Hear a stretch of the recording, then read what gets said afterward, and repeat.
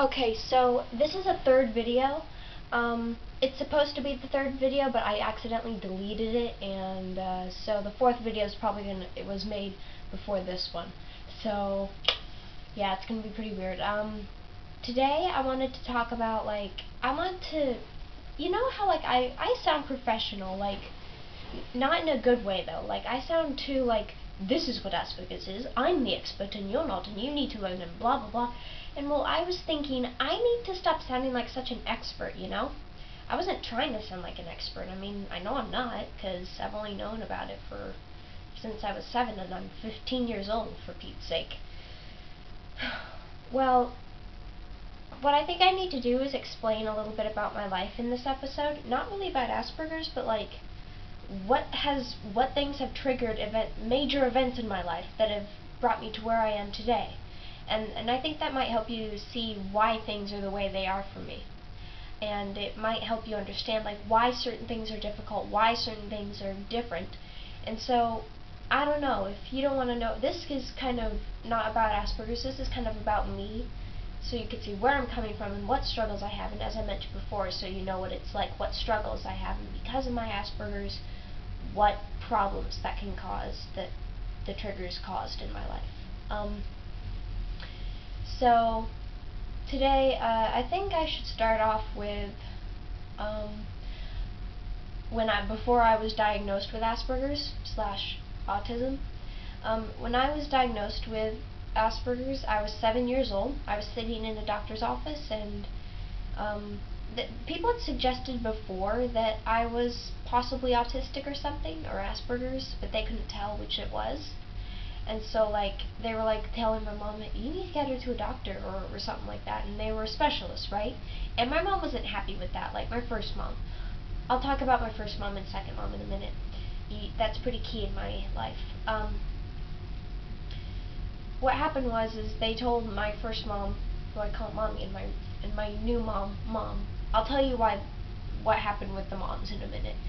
Anyway, well, when they told me I was not normal, they didn't say I wasn't normal, but they said that you have Asperger's. It's a disease that affects how you behave and what you do, and that's when a sudden light bulb just went bring, and I'm like, oh my gosh, I am not a normal person.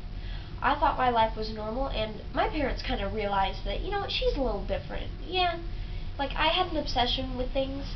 I would obsess over things, and so it was really tough. And, well, what happened is when I found out that I was different, I behaved differently. And I don't know, in some ways I was more mature, in some ways I was less mature, some ways stayed the same. I don't know, I don't remember, it was a while ago. But before that, I thought I was queen of the world. I thought I was the most beautiful girl in the world. I thought I was Princess Perfect. That's who I thought I was. But when I found out I had Asperger's, my world just crashed and burned. Burned into flames, to smoke, and just left. And so I thought my life couldn't get any worse. So what happened is in 5th grade, I was bullied a lot because I behaved differently.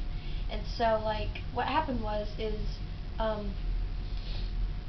I was homeschooled in 5th grade, and, I had an obsession with squirrels, and so the squirrels were my friends. I had no social life, so I just went with whatever could be my friend.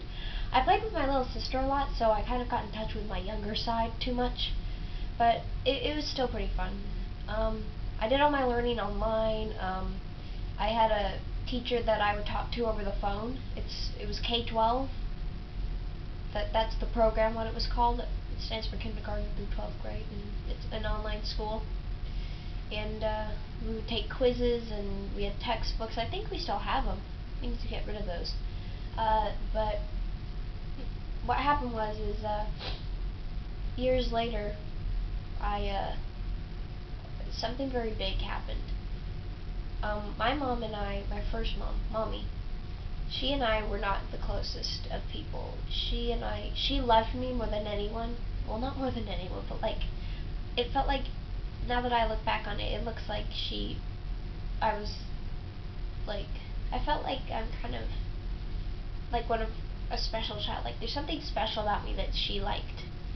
And so there's something special about every kid that every parent likes. Like, my brother's the peacemaker, and my sister's the sweetheart, and I'm just the first child. And that there's something special about having that first child, I guess. And so, what happened is most important woman in the world to me, who influenced me to be my best self, she got cancer, and 8 months later, I think.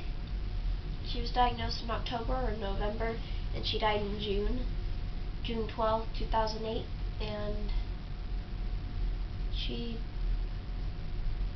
died. So that was possibly the biggest, most hardest problem I've ever had to face. It's not hard for me to talk about because it's a really inspirational story, but I don't want to bother you with that story. If you want to ask me questions, you feel free to email me if you want. alexisw820@gmail.com. Another thing is that like,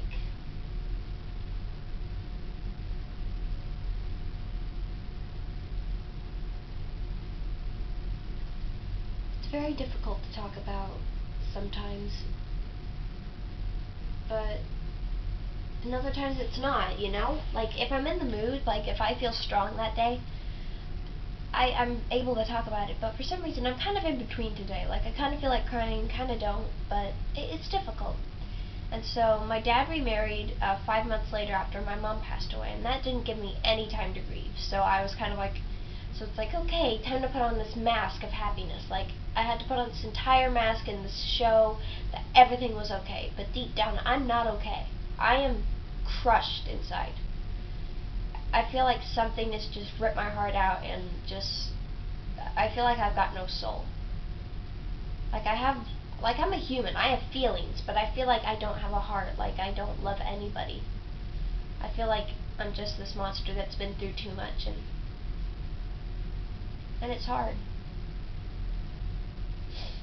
So, I'm in high school now, and that was pretty scary for me. I remember actually on the day, days after my mom passed away, I still had to go to my 6th grade graduation. That's when I would graduate from elementary school.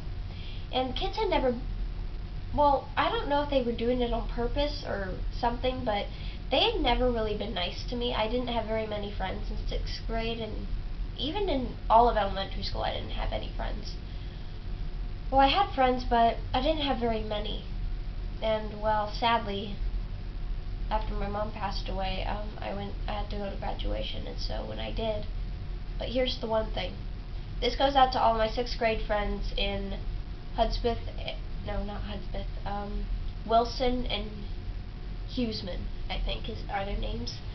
I want to give a big shout out and a big thank you for giving me the biggest whoop and holler when I stood up there to graduate. You guys knew what I had been through, you guys knew that everything was rough for me, and I really appreciate it.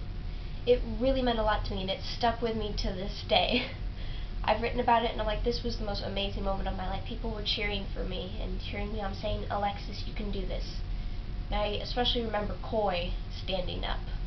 That was pretty cool. That was awesome. That was like one of the coolest days of my life, and it stuck with me because now I know people do care. People are watching me and keeping an eye on me, making sure I'm okay. And so that really, really helped me a lot.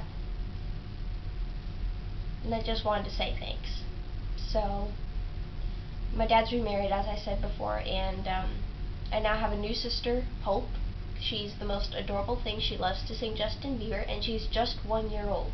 If you want to see her sing Justin Bieber, I'll videotape it if you want, if you don't believe me. And I have another sister coming on the way, and that's pretty cool. Her name's going to be Gracie, and it's going to be pretty awesome. And so, my life, I have to say, it's the best it's ever been, but something in me isn't happy right now, and I don't know why. But my life is, I think, the best it's ever been. And my social life couldn't be better. And I couldn't have more friends. I have more friends than I could ever imagine or ask for. And so I'm really happy and excited. You have no idea what it feels like, you guys, to think that your life is absolutely the way you want it. And so, I'm Alexis and I'm autistic.